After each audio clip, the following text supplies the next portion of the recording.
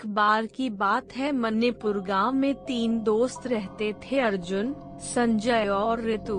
उन तीनों में इतनी गहरी दोस्ती थी कि जहां भी जाते साथ ही जाते, कुछ भी खाते मिल बांट कर खाते। एक दिन ऋतु अपने दोस्तों के साथ स्कूल से घर लौट रही थी। दोपहर का समय था और वे तीनों साइकिल चला रहे थे। तभी संजय की साइकिल एक बड़े से पत्थर से टकराया गई और वह नीचे गिर गया। उसके पैर में बहुत तेज चोट लग गया और वह बुरी तरह दर्द से चिल्ला रहा था। मदद के लिए उस सुनसान रास्ते में कोई मिल भी नहीं रहा था। तभी ऋतु भागकर मदद के लिए किसी को बुलाने गई। थोड़ी दूर गई तो उसे एक घर दिखाई दिया। उसे लगा कि शायद वहां मदद मिल जाएगा। फिर वो वहां गई, लेकिन वहां जाकर देखी तो सारे कमरे में ताला लगा हुआ था। उसी वक्त ऋतु को लगा कि कोई उसके पीछे से होकर को ही गया है, और जब वो पलट कर देखी तो उसे एक परछाई दिखाई दिया। ऋतु को लगा कि शायद कोई रहता होगा, उसी की परछाई होगी। ऋतु उसे रोकने के लिए आवाज लगाते हुए उसके पीछे पीछे चली गई। फिर वो वहां जाकर देखी तो एक कमरा था और उस पर ताला लगा हुआ था। ऋतु को कुछ समझ नहीं आ रहा था, तो वह परछाई को मन का वहम मानकर वापस जाने लगी। तभी उसे एक डरावनी आवाज सुनाई दिया और जब उसने पीछे मुड़कर उस कमरे की ओर देखा तो उस पर जो ताला लगा था वह टूटकर नीचे गिरा हुआ था। ऋतु एकदम से डर गई और सोचने लगी कि ये कैसे हो सकता है, लेकिन उसे अपने दोस्त की मदद करनी थी, इसलिए हिम्मत जुटाकर धीरे धीरे उस कमरे में गई। वहां जाकर देखी कि एक बहुत लंबा चौड़ा और डरावना आदमी अपने बिस्तर में सोया हुआ था।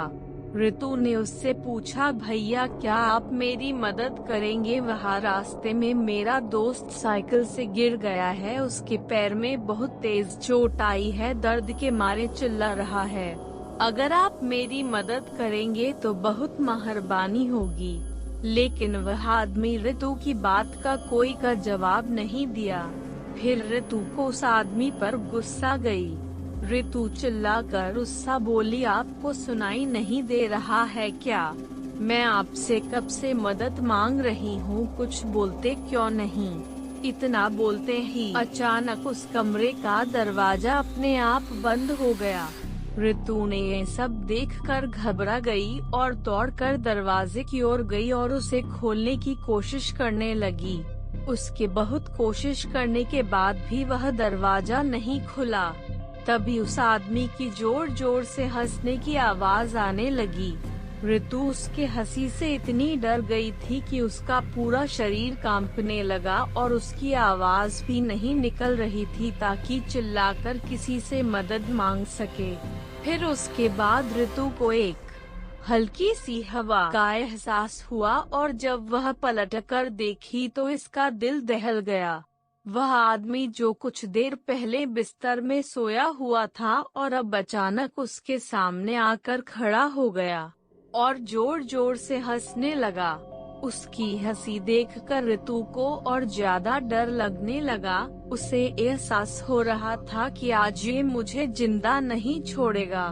फिर वो आदमी ऋतु को पकड़ लिया और उसे अपने पास खींचने लगा। ऋतु जोरों से रोने चिल्लाने लगी। वह आदमी उसके मुंह पर हाथ रखा और उसे नोचने लगा और उसके बाल पकड़कर घसीटते हुए उसे जंगल की ओर ले जाने लगा। इधर संजय दर्द के मारे छटपटा रहा था और अर्जुन परेशान था कि ऋतु अभी तक आई क्यों नहीं। थोड़ी देर तक ऋतु की राह देखा। जब वो नहीं आई तो अर्जुन खुद उसे ढूंढने निकल गया।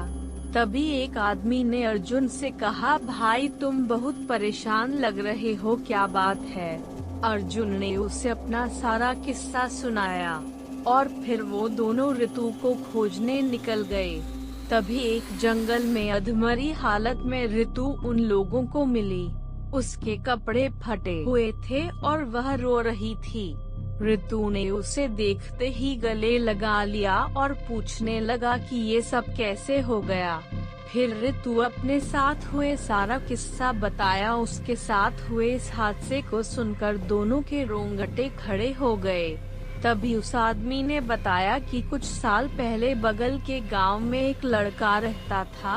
वह थोड़ा पागल सा था और हमेशा आते जाते लड़कियों को छेड़ते रहता था। उससे परेशान होकर लड़कियों ने अपने माता पिता से बताया। फिर गांव वालों ने उसे बहुत मारा।